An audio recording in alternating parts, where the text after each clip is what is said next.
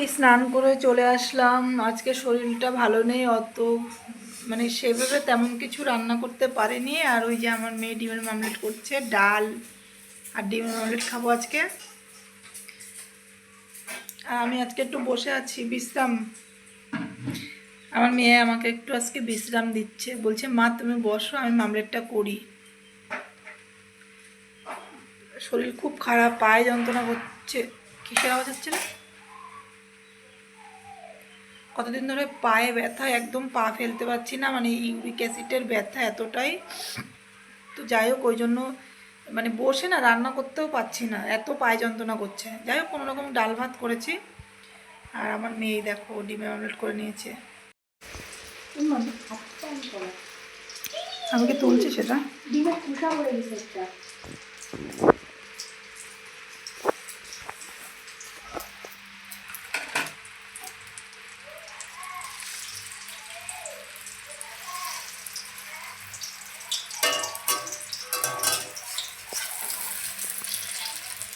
তো তোমরা তো দেখছোই আমার মেয়ে ডিমের অমলেট করছে, ততক্ষণ আমি একটু বসেছিলাম। আর কি বলতো, বারবার এরকম করে দেখছিলাম, কেন আমার শরীরটা খুবই খারাপ, কারণ দুদিন ধরে আমার জ্বর ছিল। তো যাই হোক, মেয়ে বলছে মা তুমি বসো, আমি ডিমের অমলেটটা করে দিচ্ছি। আর ও তো ডিমের অমলেট খেতে পছন্দ করে না, ডিমের পোচ করে খায়। আর যাই হোক, আর আমি দেখো তোমার ডাল সিদ্ধ এবং ডিমের অমলেট দিয়েই খাবো। আমার মেয়ে দেখো এই যে ডিমের অমলেট করে নিয়ে এনেছে। বাচ্চা মানুষ তো যেমন করেছে আমাদের কাছে সেটাই অনেক ভালো। আজকে তেমন কিছু রান্না করতে পারিনি, এই যে দেখা। তো দেখো এই যে আজকে আমি উচ্ছে দিয়ে ডাল রান্না করেছি। আজকে শরীরটা ভালো না, এই উচ্ছে দিয়ে ডাল হয়েছে। আর আমার জন্য এই যে ডাল সিদ্ধ রেখেছি, কারণ ডাল সিদ্ধটা আমার ভালো লাগে খেতে। এই পেঁয়াজ কাঁচা লঙ্কা দিয়ে ডাল সিদ্ধ খাবো।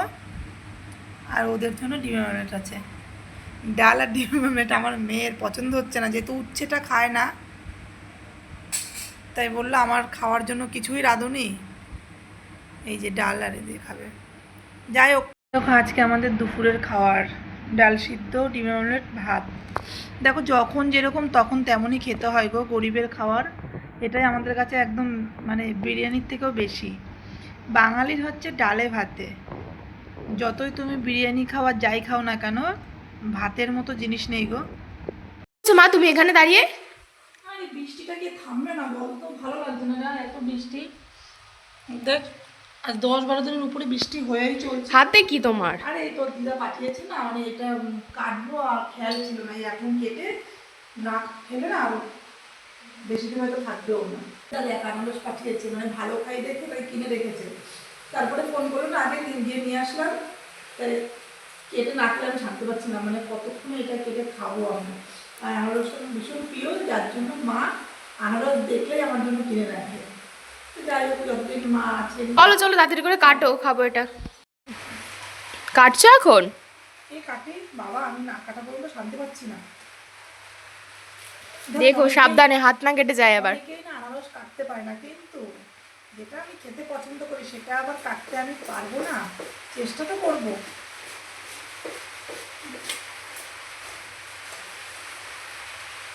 ওটা রেখে দিলে না গাছ হয়। অনেকে, হ্যাঁ অনেকে রেখে। তো এই দেখো আনারস কাটা তো হয়ে গেছে। তো চলো এবার একটু খেয়ে দেখা যাক, কারণ কাটার সময় আমি একটু মুখে দিয়েই দেখেছি, মানে কি বলবো, এত সুন্দর এত সুন্দর, যেমন মিষ্টি তেমন রসালো, দারুণ গো আনারসটা। মাকে অনেক অনেক মানে থ্যাংক ইউ সো মাচ। কারণ সত্যি কথা বলতে মাকে তো ধন্যবাদ দিয়ে কখনো ছোটো করা যায় না, কারণ মা তো মাই হয়, মাকে কখনো ব্যাখ্যা করা যায় না। জানো তো বন্ধুরা, কথাটা মানে বলার কারণ আছে, কারণ আমি যেহেতু আনারসটা ভালো খাই, তো ওই জন্যই না মা প্রত্যেক বছর আনারস দেখলেই কিনে রাখে, আনারস আর তরমুজ। আমটাও খুব পছন্দের, এই মানে দুটো জিনিস অন্তত উনি আগে কিনে রাখে, আনারসটা আর তরমুজটা। তো যাই হোক, মানে দারুণ দারুণ খেতে আনারসটা, তোমাদেরকে কী বলবো। তো চলো খেয়ে দেখা যাক। তো চলো এবার খেয়ে তোমাদেরকে দেখাই, মানে আনারসটার কথা বলছি, দারুণ। আমি আগেও খেয়েছি।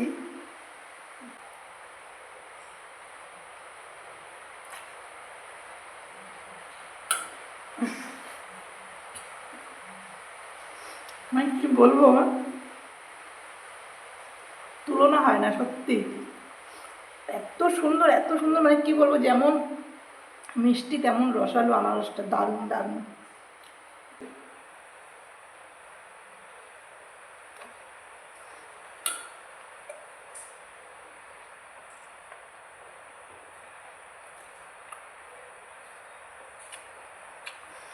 একা খাচ্ছি না, আমার সাইডে দর্শকরা বসে আছে খাওয়ার জন্য, মানে ওদেরকেও দিয়েছি।